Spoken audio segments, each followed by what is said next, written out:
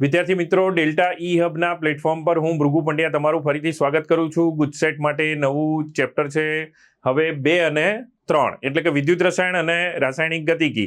આ 2 ચેપ્ટરના ગત વર્ષોના બધા જ MCQ આપણે રિફર કરીશું. તો જોતા જઈએ. પહેલું છે 0.1 મોલર KCl દ્રાવણ ભરેલા વાહકતા કોષનો અવરોધ આપણને આપી દીધો છે. કેટલો? 100 ઓહ્મ છે. દ્રાવણની વાહકતા 1.29 સાયમન્સ પ્રતિ મીટર છે. તો કોષ અચળાંકનું મૂલ્ય કેટલું થશે? તો સૌથી પહેલા જે દ્રાવણની વાહકતા એટલે કે વિશિષ્ટ વાહકતા કપ્પા આપેલી છે એ 1.29 ડિવાઈડ બાય 100 થઈ જશે સાયમન્સ સેન્ટીમીટર ઇન્વર્સમાં. તો આ એક મૂલ્ય પહેલા ફેરવી દીધું મીટરમાંથી સેન્ટીમીટરમાં.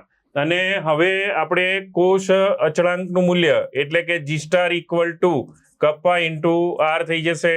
તો કપ્પાનું મૂલ્ય છે 100 ઇન્ટુ 1.29 ડિવાઈડ બાય 100 કેન્સલ થઈ ગયું. તો 1.29 સેન્ટીમીટર ઇન્વર્સ બાકી વધશે. તો આ થઈ ગયો જવાબ ઓપ્શન બી. નેક્સ્ટ બીજો ક્વેશ્ચન જોઈએ. Mg+2 સંપર્કમાં છે ક્ષાર સેતુના Cl- સંપર્કમાં છે Cl2 1 બાર પ્લેટિનમ. વીજ રાસાયણિક કોષ માટે નનર્સ સમીકરણમાં નીચેના પૈકી કયું સાચું બનશે? તો અહીંયા આગળ Mg નું Mg+2 માં રૂપાંતરણ થશે અને જે Cl છે ક્લોરીન Cl2 વાયુ સ્વરૂપેનું Cl- માં રૂપાંતરણ થશે. એટલે કે નિપજ બાજુ બંને આયનો હશે Mg2+ વત્તા Cl-. તો બંને નિપજવાળા ભાગ અંશમાં આવે અને એમાં પણ Cl- ની સાંદ્રતા 2 ગણી કરવી પડે એટલે એનો સ્ક્વેર.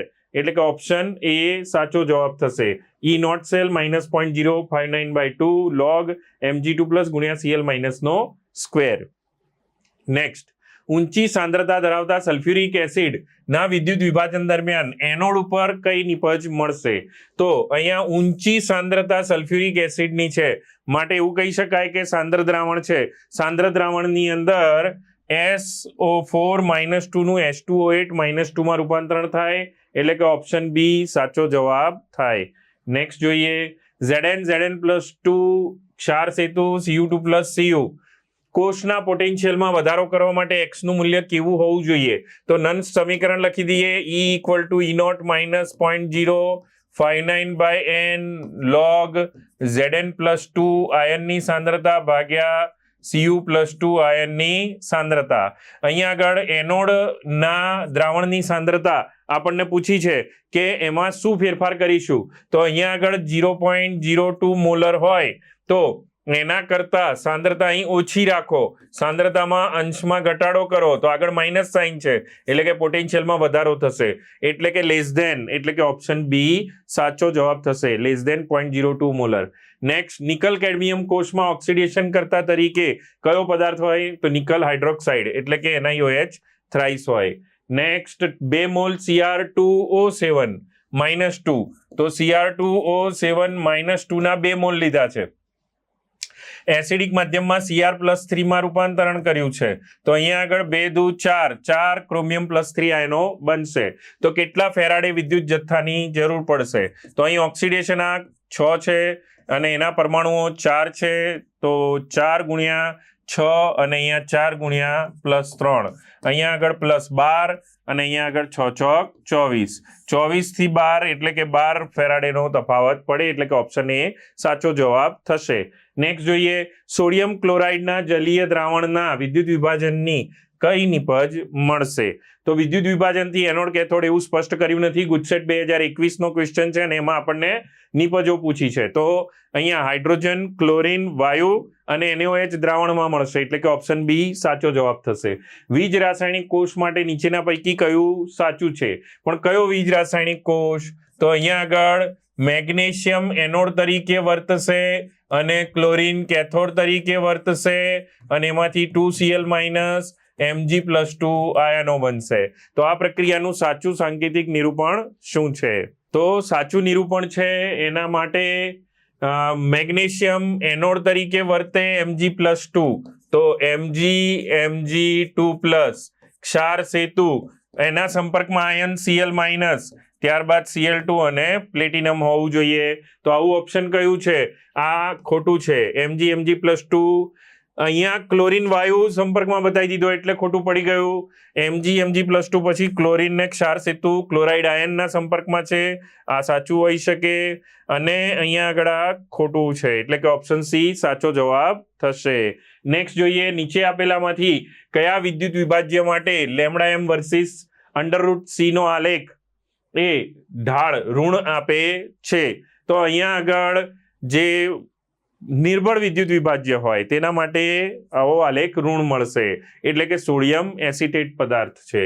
નેક્સ્ટ, કોઈ એક ધાતુ એમના હેલાઇડના જલીય દ્રાવણનું 1.5 ક્વેશ્ચન નંબર 9 નીચે આપેલામાંથી કયા વિદ્યુત વિભાજ્ય માટે λm વર્સિસ √c નો ઢાળ ઋણ આપે છે? ગુજસેટ 2020 નો ક્વેશ્ચન છે. તો અહીંયા આગળ જે પ્રબળ વિદ્યુત વિભાજ્ય હોય એટલે કે સોડિયમ એસિટેટ, ઓપ્શન બી સાચું છે. બાકીના બધા નિર્બળ વિદ્યુત વિભાજ્ય છે. નેક્સ્ટ જોઈએ, કોઈ એક ધાતુ એમ છે હેલાઇડના જલીય દ્રાવણનું 1.5 એમ્પિયર વિદ્યુત પ્રવાહ એટલે કે I બરાબર 1.5 એમ્પિયર લઈ લઈશું. 10 મિનિટ સુધી એટલે કે ટાઈમ t = 10 × 60 સેકન્ડ થઈ ગઈ. તો ધાતુનું પરમાણુ ભાર જે છે એ 63 આપેલો છે એટલે કે m બરાબર 63 અને તેનું વજન જે જમા થયું એ 0.2938, w બરાબર 0.2938 ગ્રામ વજન જમા થાય છે. તો ધાતુ હેલાઇડનું સૂત્ર શું? તો ધાતુ હેલાઇડનું સૂત્ર MClX આ પ્રકારનું છે. એમાં x એટલે કે સંયોજકતા ગણવાની છે. તો સંયોજકતા માટે આપણે આ સૂત્રનો ઉપયોગ કરીશું. w = I × t × m ભાગ્યા 96 500 × n ફેક્ટર. આ n ફેક્ટર એટલે કે સંયોજકતા અવયવ અથવા તો x ફેક્ટર શોધવો છે. તો n ફેક્ટરને સૂત્રનો કરતા બનાવી દો. I એમ્પિયર આપી દીધા છે આપણને દાખલામાં 1.5 કિંમત મૂકતા જાઓ. સમય 10 × 60 ગુણ્યા પરમાણુ ભાર 63 / 96500 અને આ વજન સામેની સાઈડ નીચે લઈ જઈશું 0.2938 ગ્રામ એટલે કે આપણે આનો જવાબ મેળવીશું 1.99 અથવા 2. તો સંયોજકતા 2 હોય તો MCl2 એનું સાચું સૂત્ર થાય. તો નેક્સ્ટ ક્વેશ્ચન જોઈએ. ગુજસેટ 2020માં આપણને પૂછ્યું છે નીચેની માહિતીનો ઉપયોગ કરી પ્રબળ રિડક્શન કરતા કયો છે તે શોધો. તો અહીં કયા પોટેન્શિયલ આપ્યા છે પહેલા જોવાનું. જો રિડક્શન પોટેન્શિયલ આપ્યા છે તો એમાં પ્રક્રિયક સાઈડ કોણ છે તે જોઈશું અને જો ઓક્સિડેશન પોટેન્શિયલ આપ્યા છે તો નિપજ સાઈડ કોણ છે તે આપણને પ્રબળ રિડક્શન કરતા આપે છે. તો રિડક્શન કરતા પદાર્થ માટે આવું જોવાનું હોય છે જેનો E ડિગ્રી રિડક્શન પોટેન્શિયલ વધુ એની ઓક્સિડાઇઝિંગ એજન્ટ પ્રબળતા વધુ એટલે કે રિડ્યુસિંગ એજન્ટ પ્રબળતા ઓછી હોય છે. તો એક પછી એક સરખાવતા જઈએ. અહીંયા ક્રોમિયમ Cr2O7 - 2 માં +6 માંથી +3 થાય રિડક્શન પોટેન્શિયલ આપેલો છે. Cl2 માંથી Cl- રિડક્શન પોટેન્શિયલ આપ્યો છે. MnO4- +7 અવસ્થામાં હોય મેંગેનીઝ એમાંથી +2 માં ફેરવાય છે રિડક્શન પોટેન્શિયલ આપ્યો છે. તો બધાના રિડક્શન પોટેન્શિયલ જ આપ્યા છે. તો જેનો રિડક્શન પોટેન્શિયલ ઓછો તે પ્રબળ રિડ્યુસિંગ એજન્ટ. તો અહીંનો પ્રક્રિયક જુઓ એટલે કે Cr+3. તો ઓપ્શન એ સાચો જવાબ થશે. ફરીથી એકવાર વિદ્યાર્થી મિત્રો EMF શ્રેણીના જે પ્રશ્નો છે એમાંનો આનો સમાવેશ થાય છે. આવા પ્રકારના પ્રશ્નો ઘણા આવતા હોય છે. છેલ્લા તમે અમુક વર્ષોના પ્રશ્નો જોશો તો એમાં આ પ્રકારનો ક્વેશ્ચન છે.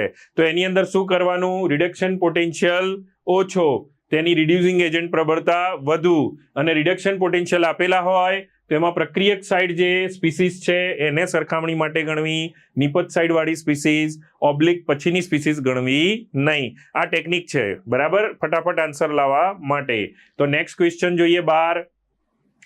ગુજસેટ 2019માં આપણને પૂછ્યું છે ઝિંક Zn+2 માં ફેરવાય ક્ષાર સેતુના સંપર્કમાં છે નિકલ+2 નિકલ. કોષ માટે નીચેનામાંથી કયું વાક્ય ખોટું છે?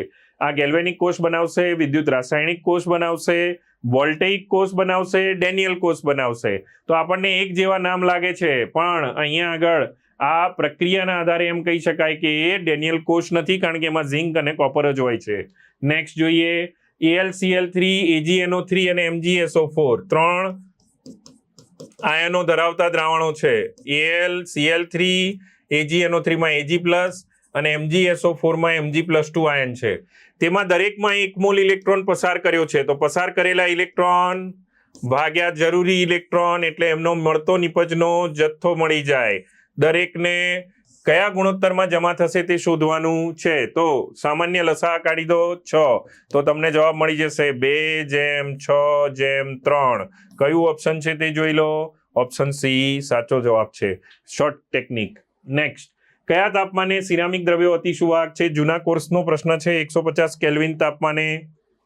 નીચે આપેલા વિદ્યુત ધ્રુવ પોટેન્શિયલના આધારે કયું સૌથી પ્રબળ રિડક્શન કરતા છે? જુઓ વિદ્યાર્થી મિત્રો, ફરીથી 2019માં આવો પ્રશ્ન આવ્યો.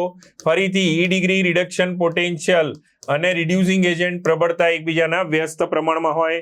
તો અહીંયા રિડક્શન પોટેન્શિયલ આપ્યા છે. ફરીથી એકવાર એના એ જ પોટેન્શિયલ છે, ખાલી એક અહીંયા બ્રોમિન અને ઝિંક બદલાઈ ગયા છે રિડક્શન પોટેન્શિયલમાં. તો સૌથી નીચો રિડક્શન પોટેન્શિયલ જોઈ એનો પ્રક્રિયક આપણે નક્કી કરીશું. તો અહીંયા મળી ગયો છે ઝિંક. બરાબર છે, એટલે કે ઝિંક વાળો આખો વિદ્યુત ધ્રુવ અહીંયા Zn+2 થી Zn નો પોટેન્શિયલ છે એટલે Zn+2 આપ્યું હોવું જોઈએ, પણ ઝિંક સ્પીસીસ છે એ આ રીતે ઓછી અથવા પ્રબળ રિડક્શન કરતા બનશે. કયા ધાતુના પાત્રમાં કોપર સલ્ફેટ દ્રાવણ સંગ્રહી શકાય? તો જેનો પોટેન્શિયલ રિડક્શન પોટેન્શિયલ યાદ રાખજો કોપર કરતા વધુ હોય, ઊંચો હોય તેવું દ્રાવણ, તો કોપરનો પોટેન્શિયલ 0.34 છે. તો એના કરતા રિડક્શન પોટેન્શિયલ જોવાનું. અહીં ઓક્સિડેશન પોટેન્શિયલ આપ્યો છે, રિડક્શનમાં ફેરવશો તો -0.44 થઈ જશે. ઓક્સિડેશન આપ્યો છે તો રિડક્શનમાં -1.66. ઓછો પોટેન્શિયલ છે, આમાં પાત્રમાં ના ભરી શકાય, આમાં ના ભરી શકાય. નિકલનો પોટેન્શિયલ ઓક્સિડેશન આપ્યો છે, રિડક્શનમાં ફેરવો તો એમાં ના ભરી શકાય. અને અહીંયા સિલ્વરનો રિડક્શન પોટેન્શિયલ આપ્યો છે જે વધુ છે. તો જુઓ, કન્ફ્યુઝ કરવા માટે આ રીતે કોકના ઓક્સિડેશન, કોકના રિડક્શન પોટેન્શિયલ આપ્યા છે. આપણે બધાને રિડક્શન પોટેન્શિયલમાં ફેરવી સરખામણી કરી તો જેનો રિડક્શન પોટેન્શિયલ વધુ એ સિલ્વર છે, માટે સિલ્વરના પાત્રમાં કોપરનું દ્રાવણ ભરી શકાય, કોઈ જ વાંધો નહીં આવે. નેક્સ્ટ, 2018માં નેક્સ્ટ ક્વેશ્ચન 17મો. મંદ જલીય નિકલ સલ્ફેટ, મંદ દ્રાવણ હોય નિકલ સલ્ફેટનું, તેમાં નિષ્ક્રિય ધ્રુવો વડે પાછું વિદ્યુત વિભાજન કર્યું. 5.85 ગ્રામ નિકલ મેળવવું છે. W બરાબર 5.85 ગ્રામ નિકલ. કેટલા સમય માટે 10 એમ્પિયર વીજભાર પસાર કરવો પડે? એટલે કે સમય T કેટલો છે તે શોધવાનો છે. અને એના માટે આમાં 10 એમ્પિયર વિદ્યુત પ્રવાહ, I = 10 એમ્પિયર વિદ્યુત પ્રવાહ છે. તો હમણાં જ આપણે જે સૂત્ર વાપર્યું હતું એ ફરી વાપરીશું. W = ITM ભાગ્યા 96 500 ગુણ્યા N ફેક્ટર. અહીંયા ટાઈમ T ને સૂત્રનો કરતા બનાવીશું. વજન આપી દીધું છે 5.85 ગ્રામ ગુણ્યા 96 500 ગુણ્યા N ફેક્ટર. નિકલ સલ્ફેટમાં નિકલનો N ફેક્ટર 2 લઈશું, એ અહીંયા ગુણી દઈએ, ભાગ્યા તેનો પરમાણુ ભાર 58.5 આપી દીધો છે, I એમ્પિયર 10 આપી દીધા છે. તો તમને મળી જશે આન્સર કયો? 1930 સેકન્ડ. અને સાદુરૂપ આપો, સમયને સૂત્રનો કરતા બનાવીને જવાબ આવી જશે. નેક્સ્ટ જોઈએ. 1 બાર દબાણે 25 ડિગ્રી સેન્ટીગ્રેડ તાપમાને હાઇડ્રોજન અર્ધકોષનો ઓક્સિડેશન પોટેન્શિયલ કેટલો થશે? ઓક્સિડેશન પોટેન્શિયલ પૂછ્યો છે, જેની pH બરાબર 3 છે. તો E ઓક્સિડેશન પોટેન્શિયલ = pH ગુણ્યા 0.059 લઈ લેવાનું. આ શોર્ટકટ સૂત્ર છે, તો તમને મળી જશે આન્સર 0.177 વોલ્ટ. pH છે 3 ગુણ્યા 0.059. આ કરો એટલે જવાબ મળી જ જાય. નેક્સ્ટ, નીચેના પૈકી કયા પદાર્થના જલીય દ્રાવણ માટે √C વર્સિસ લેમ્ડા નો આલેખ?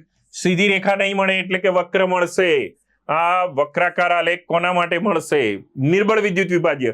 પેલો જુઓ આગળ ક્વેશ્ચન હતો એની અંદર પ્રબળ વિદ્યુત વિભાજ્ય હતું, અહીંયા નિર્બળ વિદ્યુત વિભાજ્ય છે. તો કયું છે? હાઇડ્રોજન સાયનાઇડ નિર્બળ છે, કારણ કે NaCl સોડિયમ ક્લોરાઇડ પ્રબળ છે, NaCl માં ધાતુ આયન છે, HCl પણ પ્રબળ વિદ્યુત વિભાજ્ય છે. ક્વેશ્ચન 20. PtCl2 Cl- C1 સાંદ્રતા અને C2 સાંદ્રતા છે Cl- આયનની સામે ક્લોરીન વાયુના જ વિદ્યુત ધ્રુવની, એટલે કે અહીંયા સાંદ્રતા કોષ બનાવ્યો છે. કયો કોષ બનાવ્યો છે? સાંદ્રતા કોષ. આ સાંદ્રતા કોષની અંદર કયા વિકલ્પથી એમ કહી શકાય કે અયોગ્ય છે અથવા કાર્ય નહીં કરે? તો ΔG નેગેટિવ હોય તો પ્રકોષ કાર્ય કરશે. તો કયો વિકલ્પ અયોગ્ય થશે? તો C2, એટલે કે આ કેથોડની સાંદ્રતા જો વધી જાય વાયુ વિદ્યુત ધ્રુવમાં તો એ કાર્ય કરતો બંધ થઈ જાય, એ અયોગ્ય છે. એ સાચી શરત છે એકચ્યુઅલી. તો ઓપ્શન બી એ જવાબ થશે, આ અયોગ્ય શરત છે. નેક્સ્ટ, મંદ અને જલીય કોપર સલ્ફેટ હોય, એનું નિષ્ક્રિય વિદ્યુત ધ્રુવોથી તમે વિદ્યુત વિભાજન કરશો તો તેની pH શું થશે? તો કોપર સલ્ફેટમાં કોપર ધાતુ છૂટી પડી જશે, સલ્ફેટ આયન પાણીના H+ આયન સાથે પ્રક્રિયા કરી સલ્ફ્યુરિક એસિડ બનાવશે H2SO4, એટલે કે એની pH ઘટે છે. pH એસિડિક માધ્યમમાં ઘટે હંમેશા, તો pH ઘટશે. નેક્સ્ટ, પીગલિત ટીન SN ના ક્ષારમાંથી 2 એમ્પિયર વિદ્યુત પ્રવાહ, I = 2 એમ્પિયર વિદ્યુત પ્રવાહ 5 કલાક માટે પસાર કર્યો, તો ટાઈમ T = 5 × 3600 સેકન્ડ લઈ લઈશું.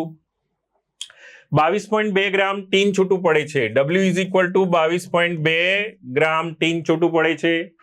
એમાં ટીનનો ઓક્સિડેશનાંક કેટલો હશે, એટલે કે N ફેક્ટર કેટલો તે શોધવાનો છે. તો અગાઉ પણ આપણે એક દાખલો આવો કર્યો. કયું સૂત્ર? W = ITM/96500 × N factor. તો N ફેક્ટરને સૂત્રનો કરતા બનાવી દો. વજન 22.2 × 96500, N ફેક્ટરને આપણે ડાબી સાઈડ લીધું છે, એટલે કે સૂત્રનો કરતા બનાવીશું. તો N ફેક્ટર = I, એમ્પિયર કેટલા લીધા છે? 2 ગુણ્યા ટાઈમ 5 × 3600 ગુણ્યા M, પરમાણુ ભાર કેટલો ટીનનો? 119 ભાગ્યા 96500 ગુણ્યા મળતું વજન કેટલું? તો મળતું વજન 22.2 ગ્રામ, 22.2 ગ્રામ. અને સોલ્વ કરો એટલે તમને મળી જશે સંયોજકતા ટીનની 2. નેક્સ્ટ જોઈએ, પીગાળેલ કોપર નાઇટ્રેટ Cu+2 નું દ્રાવણ અને AlNO3 એટલે કે Al+3 નું દ્રાવણ છે. 2 વિદ્યુત વિભાજન કોષ શ્રેણીબદ્ધ કરી પસાર કરતા 2.7 ગ્રામ એલ્યુમિનિયમ મળે છે, તો કોપર કેટલું મળશે? તો ફેરાડેના નિયમ પ્રમાણે W1 એટલે કે W કોપર અપોન તુલ્યભાર કોપર, W એલ્યુમિનિયમ ભાગ્યા તુલ્યભાર એલ્યુમિનિયમનો. W1/E1 = W2/E2, આ સૂત્ર વાપર્યું. તો અહીંયા આગળ કિંમતો મૂકતા જઈએ. કોપરનું વજન શોધવાનું છે. W કોપર કેટલું, એલ્યુમિનિયમનું વજન કેટલું મળે છે? 2.7 ગુણ્યા કોપરનો તુલ્યભાર, તો 63.5/2 એટલે કે 29.25 ડિવાઇડેડ બાય એલ્યુમિનિયમનો તુલ્યભાર, તો 9. તો અહીંયા આગળ ગુણશો એટલે તમને જવાબ મળી જશે 9.525 ગ્રામ. ઓકે. નેક્સ્ટ, સૂકા કોષમાં કયો પદાર્થ રિડક્શન પામે છે? તો સૂકા કોષમાં મેંગેનીઝની જે લુગદી છે તે રિડક્શન પામે છે MnO2 માંથી. બરાબર. પ્રથમ ક્રમની પ્રક્રિયા નીચેનામાંથી કયા આલેખ માટે ઢાળનું મૂલ્ય K/2.303 થશે? તો પ્રથમ ક્રમની પ્રક્રિયા એટલે કે N = 1 હોય તો log વાળું મૂલ્ય જોઈએ. log R0/R વર્સિસ T, સમયનો આલેખ સીધી રેખાનો મળશે અને એનો ઢાળ K/2.303 થશે. Option B. નેક્સ્ટ, વેગ બરાબર K, A ની 1/2 B ની 3/2 માટે વેગ અચળાંકનો એકમ કયો થશે? તો કુલ પ્રક્રિયા ક્રમ શોધીએ તો 0.5 + 1.5 એટલે કે 2. હવે એની અંદર કેવી રીતે આપણે શોધતા હોઈએ છીએ? તો મોલની 1 - n ઘાત જે હોય છે એ આપણે લેવાની હોય છે. તો અહીંયા આગળ 2 મૂકી દઈશું, 2 આ બાજુ આવી જશે, તો 1 - 2 = n એટલે કે -1, એટલે કે મોલની -1 ઘાત આવશે જવાબ. બરાબર છે, એટલે કે લીટર અને સેકન્ડ ઇનવર્સ. આ ઓપ્શન સાચું છે. નેક્સ્ટ, એક પ્રક્રિયા A ના સંદર્ભમાં પ્રથમ ક્રમની છે, B ના સંદર્ભમાં દ્વિતીય ક્રમની છે, તો રેટ = K, A ના સંદર્ભમાં પ્રથમ ક્રમની, B ના સંદર્ભમાં દ્વિતીય ક્રમની. તો આ રીતે બની ગયું એનું એક કાલ્પનિક વેગનું સૂત્ર. હવે એની અંદર B ની સાંદ્રતા 2 ગણી કરી, 2B². A ને કોઈ ફેરફાર કર્યો નથી, તો કુલ કેટલો ફેરફાર થઈ ગયો? 2² જેટલો, એટલે કે 4 ગણો. બાકીનું બધું કોપી પેસ્ટ. તો ઓપ્શન બી સાચો જવાબ થશે. નેક્સ્ટ જોઈએ, પ્રથમ ક્રમની પ્રક્રિયા એટલે કે N = 1 છે. log R0/R વર્સિસ T નો આલેખ ઢાળ કેટલો મળશે? આ ગુજસેટ 2021-22 અને આગળ પણ જોયું આપણે, ફરીથી આવ્યો K/2.303 આન્સર થશે. એક પ્રક્રિયા એના સંદર્ભમાં પ્રથમ ક્રમની છે, બી ના સંદર્ભમાં દ્વિતીય ક્રમની છે. તો હમણાં જે હતું તે જ રીતે વેગ આપણને સૂત્ર આપશે. જો A અને B બંનેની સાંદ્રતા બમણી કરો છો એટલે કે K 2A × 2B², તો 2B² 4, B² × 2 એટલે કે 4 × 8 ગણો વેગ થશે. બાકીનું બધું કોપી પેસ્ટ કરી દો. તો 8 ગણો થશે વેગ. નેક્સ્ટ ક્વેશ્ચન નંબર 30 જોઈએ. એક પછી એક ક્વેશ્ચન જોઈએ એટલે આપણને આઈડિયા ક્લિયર થશે કે ગુજસેટ 2021માં કેવો પ્રશ્ન પૂછ્યો છે. n બરાબર 1 પ્રથમ ક્રમની પ્રક્રિયા છે. વેગ અચળાંક k બરાબર 60 સેકન્ડ ઇનવર્સ છે. પ્રક્રિયક પ્રારંભિક સાંદ્રતાથી એટલે કે RT is equal to R0/16 જેટલું થશે. એના 1/16 ભાગ જેટલી સાંદ્રતા ઘટીને થાય તો કેટલી સેકન્ડ્સ લાગશે? તો time t equal to 2.303/k log R0/RT. આ સૂત્ર મૂકીએ તો 2.303/k 60 ઇન્ટુ log R0 જ રાખીએ અને અહીંયા R0/16 ઉપર જતું રહ્યું. આ કેન્સલ અને સાદું રૂપ આપો એટલે જવાબ આવી જશે 4.6 ઇન્ટુ 10⁻². નેક્સ્ટ એક પ્રક્રિયા માટે k નું મૂલ્ય આપી દીધું છે 4.5 × 10⁻⁴ litre mall inverse second inverse છે. તો આ પ્રક્રિયાનો ક્રમ કયો? તો મોલની જે ઘાત આપેલી હોય એને ધ્યાનમાં રાખો. 1 - n ઇક્વલ ટુ મોલની ઘાત. તો 1 - 1 આ બાજુ આવ્યું +1 - n સામે જતું રહ્યું n એટલે કે દ્વિતીય ક્રમની પ્રક્રિયા છે. ઓપ્શન એ સાચો છે. નેક્સ્ટ ઉદ્દીપકની હાજરીમાં પ્રક્રિયા દરમિયાન મુક્ત થતી ઉષ્મા અથવા શોષાતી ઉષ્માના મૂલ્યમાં એટલે કે થર્મોડાયનેમિક ફેક્ટરમાં કોઈ ફરક પડતો જ નથી. ઓપ્શન એ સાચું છે. નેક્સ્ટ ગુજસેટ 2020માં આપણને પૂછ્યું છે નીચેનામાંથી કયા આલેખ માટે આંતરછેદ શૂન્ય છે? તો જેનો આંતરછેદ શૂન્ય હોય તેવો આલેખ કયો હોય? પ્રથમ ક્રમની પ્રક્રિયાનો log R0/R વર્સિસ 1/T ઉદ્ગમ બિંદુમાંથી પસાર થશે. નેક્સ્ટ SO2Cl2 ને તેના પ્રારંભિક જથ્થામાંથી વિઘટન થઈ અડધા થવા માટે એટલે કે R0 માંથી R0/2 થવા માટે T1/2 જેટલો સમય લાગે 40 મિનિટ. જો વિઘટન પ્રથમ ક્રમની પ્રક્રિયાનો હોય તો તેનો વેગ અચળાંક કેટલો? તો k પહેલા 40 મિનિટ એની સેકન્ડમાં ફેરવી દેવાની ઇન્ટુ 60 કારણ કે અહીંયા આગળ જુઓ તો તમે એકમ સેકન્ડ ઇનવર્સ લીધેલા છે. તો હવે k બરાબર 0.693/T1/2 સેકન્ડમાં મૂકી દેવું. જવાબ મળી જશે તમને 2.88 × 10⁻⁴. નેક્સ્ટ જોઈએ પ્રક્રિયા A gives B માં પ્રક્રિયકની સાંદ્રતા 9 ગણી કરવામાં આવે છે. A gives B માં આ A જે છે એની સાંદ્રતા 9 ટાઈમ્સ A કરવામાં આવે છે. તો પ્રક્રિયાનો વેગ 3 ગણો થાય છે. R1 માંથી R2 જે છે એ R1 નો 3 ટાઈમ્સ થાય છે. તો આ પ્રક્રિયાનો ક્રમ કેટલો હશે? તો વિદ્યાર્થી મિત્રો આના માટે આપણે જે પ્રક્રિયાના વેગનું અને સાંદ્રતાના સંબંધનું સૂત્ર છે એની ઘાત લઈશું તો જવાબ મળશે 1/2. બરાબર છે. નેક્સ્ટ અથડામણના સિદ્ધાંત માટે કયું વિધાન ખોટું છે? ગુજસેટ 2019નો ક્વેશ્ચન છે. એક પછી એક વાક્ય વાંચીએ, થિયરીને યાદ કરીએ. સંઘાત અનુભવતા અણુઓમાં ઓછામાં ઓછી અમુક ગતિ ઉર્જા હોવી જરૂરી છે? તો યસ, હોવી જ જોઈએ. પ્રક્રિયકના અણુઓ વચ્ચે સંઘાત થવો જોઈએ? તો યસ, સંઘાત પણ થવો જોઈએ. પ્રક્રિયકના અણુઓની અથડામણ ગમે તે દિશામાંથી થાય? ના, એ શક્ય નથી. દિશા ચોક્કસ હોવી જોઈએ. દિક વિન્યાસ, યોગ્ય દિક વિન્યાસ હોવો જોઈએ. સફળ સંઘાત અનુભવતા પ્રક્રિયકો જ નિપજમાં ફેરવાય? તો યસ, એ પણ સાચું વિધાન છે. તો ઓપ્શન સી ખોટું વિધાન છે. નેક્સ્ટ જોઈએ પ્રથમ ક્રમની એક પ્રક્રિયા 27 ડિગ્રી સેન્ટીગ્રેડ તાપમાને 75% પૂર્ણ થાય છે માટે 20 સેકન્ડ સમય લાગે છે. તો ટાઈમ t 75% પૂરી થવા માટે લાગતો 20 સેકન્ડ છે. એટલે કે એ વખતે RT is equal to R0 એટલે કે 100% હતું એમાંથી 75% પૂરું થઈ ગયું.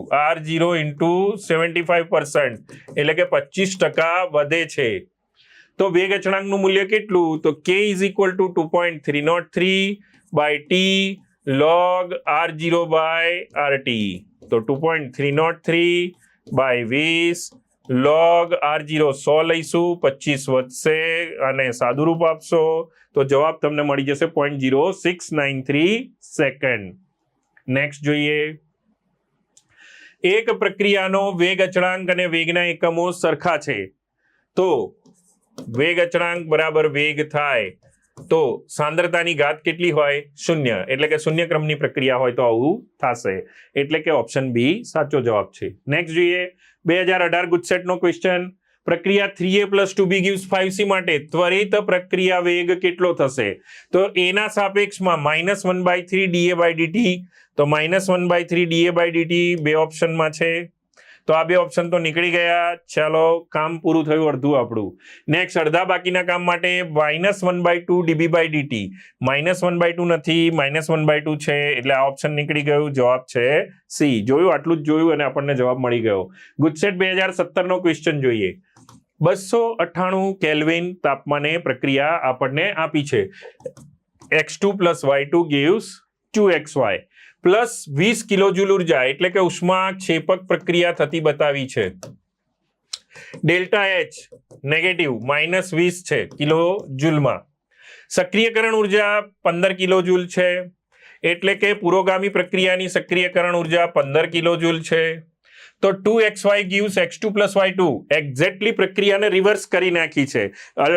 પ્રક્રિયાને જ્યારે આપણે ઉલટાવી દઈએ તો એની સક્રિયકરણ ઉર્જાને એ ડેશ કહેવાય. તેનું મૂલ્ય કેટલું થશે? તો આ શોધવા માટે એકદમ simple, delta H equal to A minus A dash બરાબર છે. તો એ ડેશ છે એમ આપણે સમજી લઈશું. આ એ ડેશ, તો એ ડેશને સૂત્રનો કરતા બનાવો તો એ માઇનસ ડેલ્ટા એચ થઈ જશે. અરસપરસ સ્થાન બદલી કરી નાખ્યા. એ કેટલું મૂલ્ય ધરાવે છે? 15 -20 એટલે કે 35 પ્લસ આવો જોઈએ આન્સર, એટલે કે ઓપ્શન બી સાચો જવાબ થશે. નેક્સ્ટ જોઈએ 41 નંબર ક્વેશ્ચન. રેડિયો એક્ટિવ તત્વનો અર્ધાયુષ્ય સમય આપી દીધો છે t1/2. રેડિયો એક્ટિવ પ્રક્રિયાઓ બધી પ્રથમ ક્રમની હોય, 15 મિનિટ લાગે છે. તો 50 ગ્રામ રેડિયો એક્ટિવમાંથી 1 કલાકના અંતે કેટલા ગ્રામ ક્ષયન થયું હશે? તો જુઓ, અહીંયા 50 ગ્રામ લીધું છે બરાબર છે, એમાંથી 15 મિનિટ પસાર થઈ તો 25 ગ્રામ થઈ ગયું.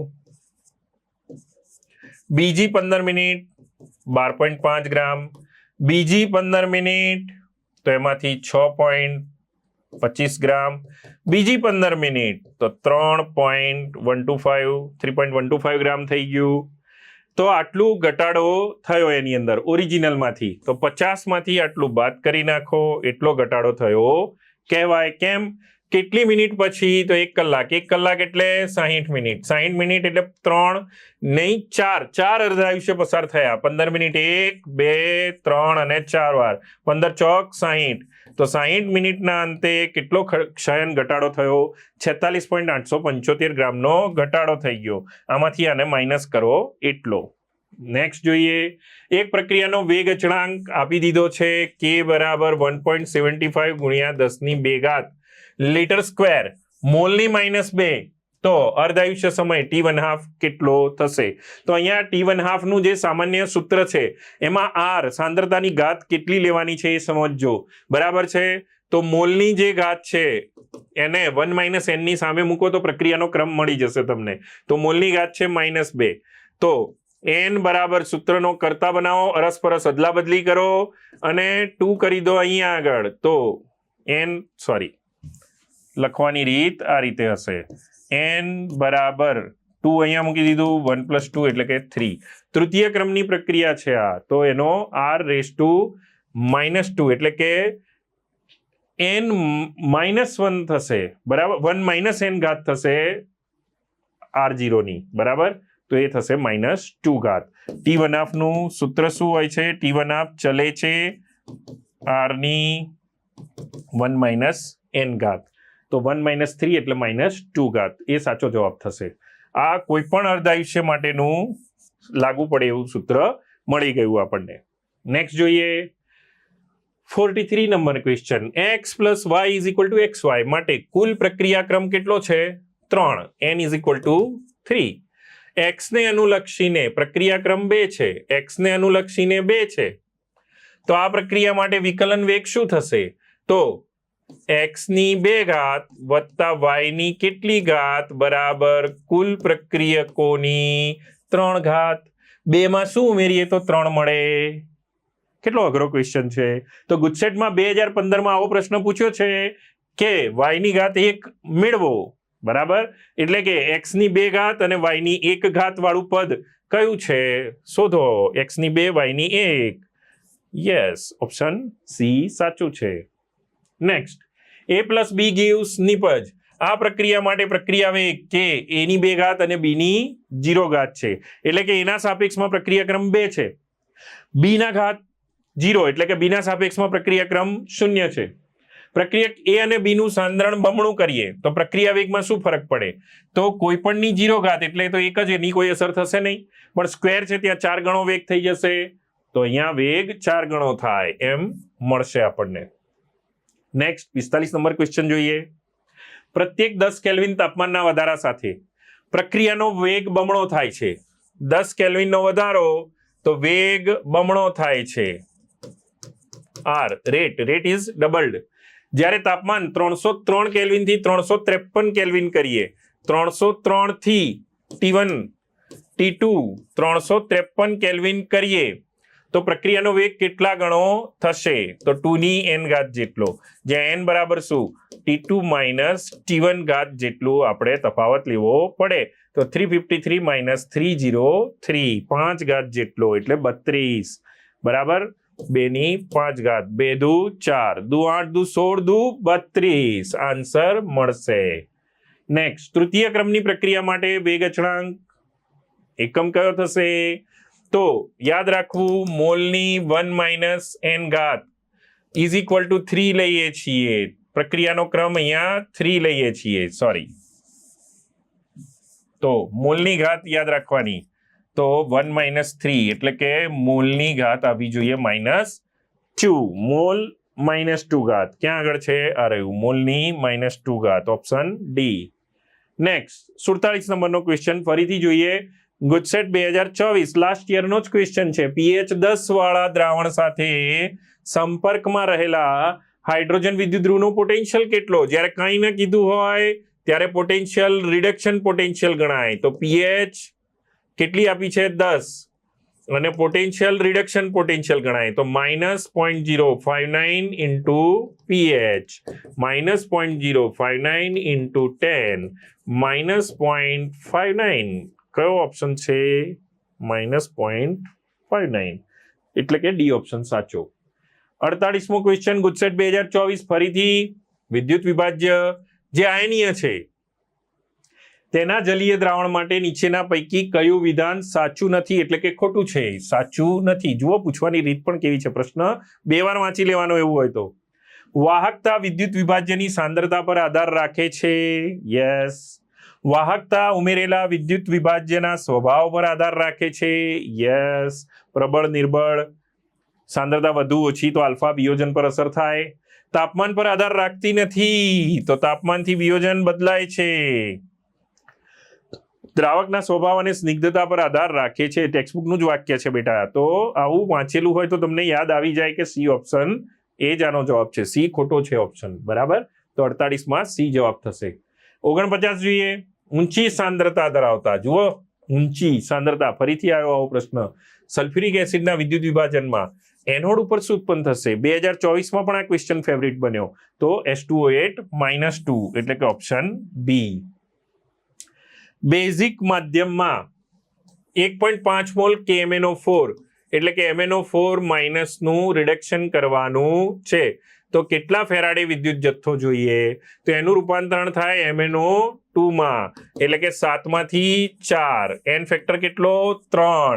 પણ એવા કેટલા મોલ? 1.5. તો 3 ગુણ્યા 1.5 એટલે 4.5 ફેરાડે વિદ્યુત જથ્થાની જરૂર પડે. ઓપ્શન એ સાચો જવાબ છે. નેક્સ્ટ, કોઈ એક પ્રક્રિયા માટે પ્રક્રિયા વેગ અચળાંક આપી દીધો છે. મોલની ઘાત કેટલી છે? -3/2. તો પ્રક્રિયાનો ક્રમ કેટલો? તો મોલની ઘાત જે પણ આપી હોય એને સામે લઈ લેવી 1 - n ની, તો -3/2 એટલે કે -1.5. તો n ઇઝ ઇક્વલ ટુ 1 + 1.5 એટલે કે 2.5. આન્સર કયો થઈ ગયો? ડી. નેક્સ્ટ, ઉદ્દીપકની હાજરીમાં પ્રક્રિયા કરવામાં આવે તો તેના અનુસંધાને કયું વિધાન ખોટું છે? ચલો 2024માં તો સીધી રીતે પૂછી લીધું. તો પ્રક્રિયકો અને નિપજોની સ્થિતિ ઉર્જા બદલી શકે છે?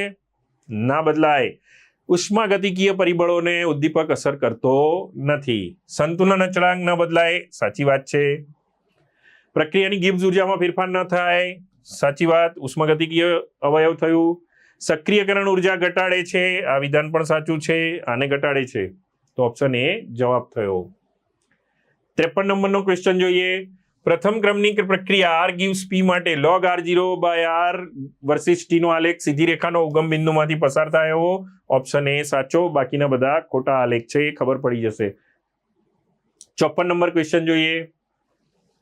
પ્રક્રિયક 2a gives b plus 3c. કયા ક્રમની પ્રક્રિયા કીધી છે આપણને? શૂન્ય ક્રમની પ્રક્રિયા છે. જો k બરાબર મૂલ્ય આપી દીધું છે 3.5 ગુણ્યા 10⁻⁴ ઘાત, તો નિપજ સી ઉત્પન્ન થવાનો વેગ કેટલો?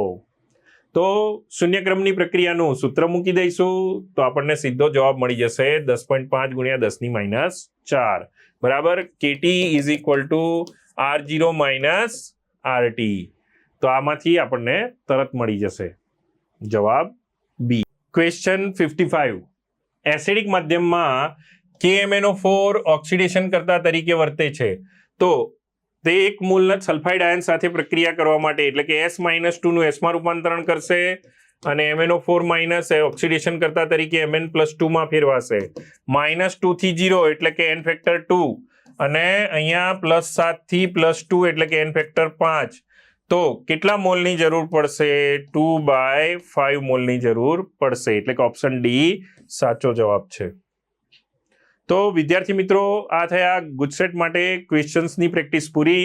આ જ રીતે બધા જ ચેપ્ટરની અંદર વન શોટનો વિડીયો જુઓ અને ત્યારબાદ ક્વેશ્ચન્સ કરો, તો તમારી સ્પીડ ક્વેશ્ચન સોલ્વ કરવાની ખૂબ જ સારી થશે અને બધા જ ક્વેશ્ચન સાચા પડશે. તો નેક્સ્ટ ચેપ્ટર માટે વિડીયો જોતા રહો. Thank you.